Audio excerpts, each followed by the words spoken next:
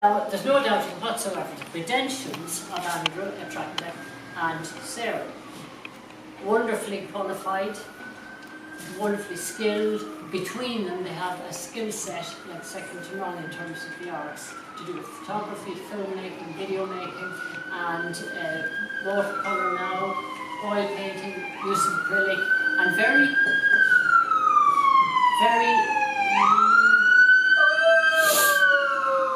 another coronavirus. Goodness.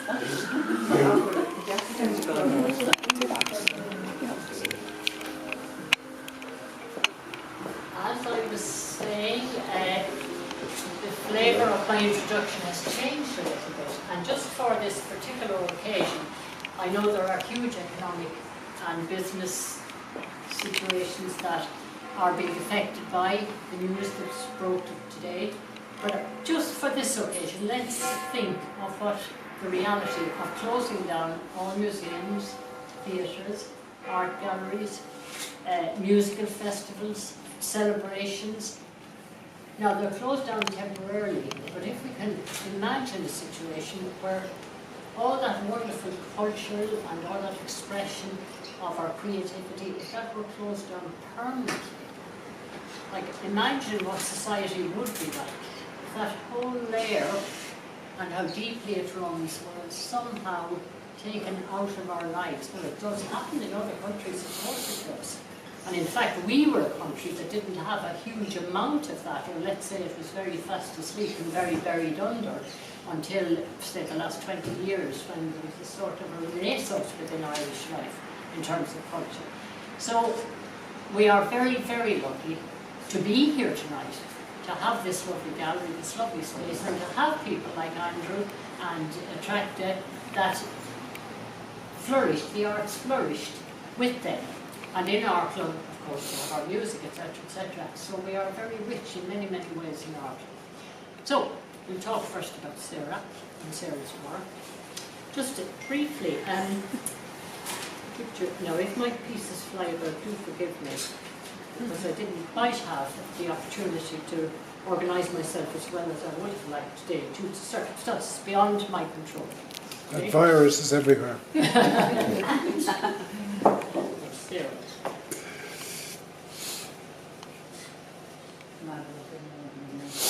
Sarah's original short film work won her 4th place out of 27 European member states.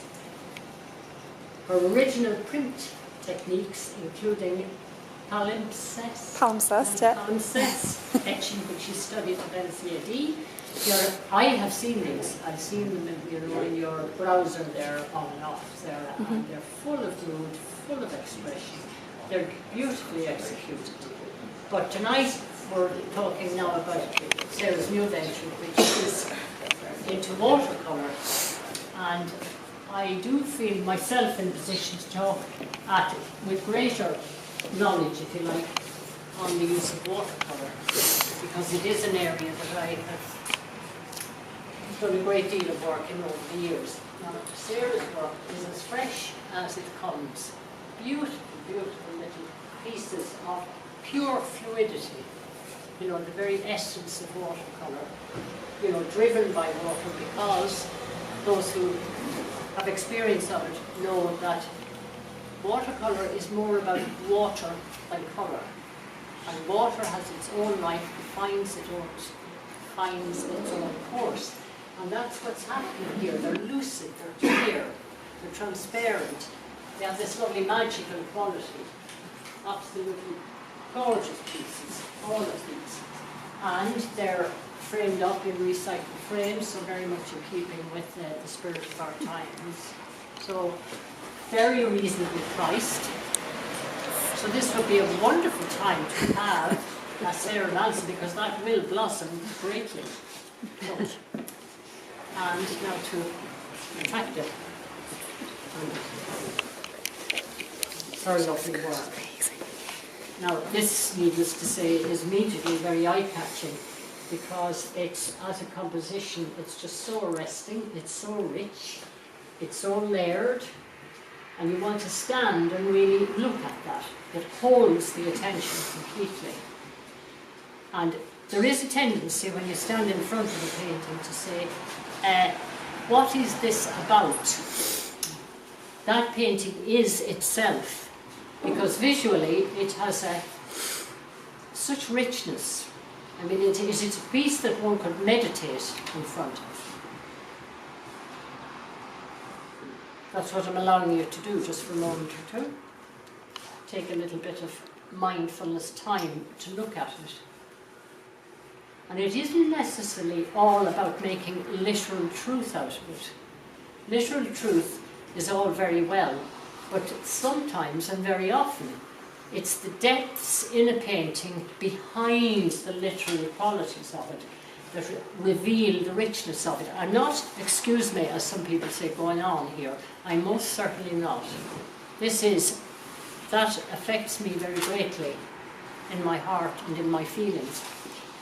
And it's a painting that teaches us that to know a little about the visual, to know what we're looking at in terms of colour, can enrich our experience greatly. So as a teacher, myself, I would say that the colours are low-key in the bottom part of it, very high-key so you have great contrast between the upper part of the painting and the lower part of the painting.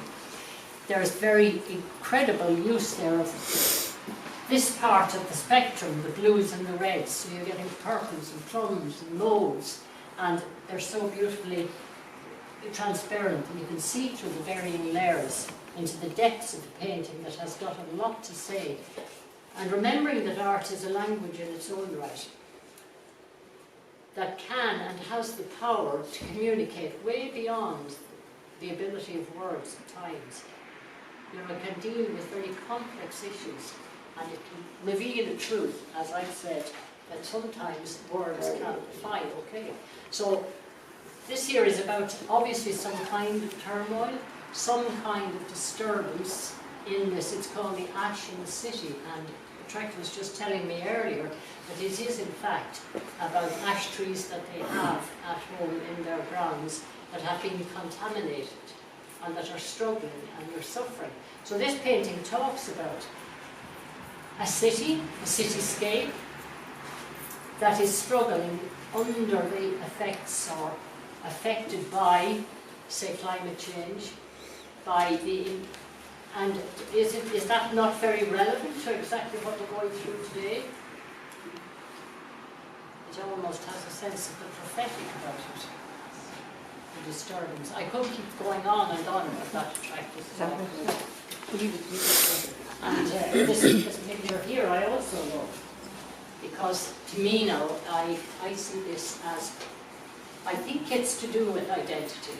There is a suggestion of a face in that, personal identity, and about knowing who we are. And let's face it, we're very good at talking about the qualities of other people, and we're able to sum them up in quite a few brief sentences from time to time. But who are we? It causes us to reflect on who are we ourselves. And a lot of the time, we are living with a mystery. Because today we think we're this, and then something happens, like the events of today, and it throws you into a space off where you think, who am I? How am I reacting to this? This isn't quite like the way I would have thought I would have reacted. Sorry, I might be deviating there. But what's so lovely about that is to me, the blank screen, what we don't know about ourselves, or how that can change, from day to day. We live in an ever-evolving world. We're evolving all of the time. All the cells in our bodies, everything about us is moving forwards, always. There is a great saying, perhaps someone might be up to proffer the originator of the expression or the idiom, that a man can't step into the same river twice. The same man can't step into the same river twice, because the river has changed and the man has changed. And that is how fleeting things can be. So that the courage really of the blocking out on the screen, it's a very brave painting, that. Okay? I kind of see it as a mask, that this is a mask of real life, and we have this mask up front. Yes. will hold this up front like that. That's, I am who you think I am, but I'm the person behind really. Or behind and behind Yes. and behind, yes, as we allow ourselves to be seen. Yes. Yes. And now to Andrew. Andrew's got his feet more firmly placed on the ground. So I say that with great positivity, because the ability to live in the present and to make very close observations of the world around you, this is of very valid contribution to everything to do with how we live our lives. Like these are just beautiful little studies of nature. They're full of exact observation that obviously hours of work went into. And this one in particular here, standing back, it has a lovely vibrational quality, you know, of life and of movement and of this aspect of change that I was talking about a few minutes ago. So they're beautiful studies. And that same observation is brought to bear on the townscapes. And Andrew is very taken up. This big painting here, which was accepted by the RHA, which I tell you was no mean thing to be claiming for a painting of yours. That was accepted by the RHA, and from that he's developed the theme and looked more closely into it. Now, Andrew uses the camera, he uses the lens to explore the world around him, and then he makes his own of what he sees through the lens. You know, moving things about or making choices as to what goes in where. So this is growing now, this is unfinished, but it is as a direct development from this original one here. And then these scapes here, which are very bravely, again, uncluttered, because what's not in them speaks a volume. And they're sparse and full of atmosphere. Okay, both of them there. And the richness and the depth of that one when you're up close to it. So I think we're quite privileged to be here at this company tonight.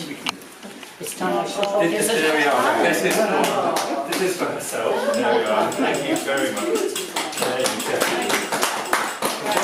You can get anything bad. There we go. Thank you very much. So, Very good, yes, wonderful.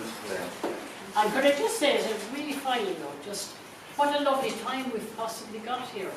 You know, in the sense the world has stopped in a way, and it's an opportunity to think about all our creativity. We're all creative people, regardless of what we do, and to be maybe more mindful of how we conduct our time and use our time. Okay? Very good. Thanks, Pauline.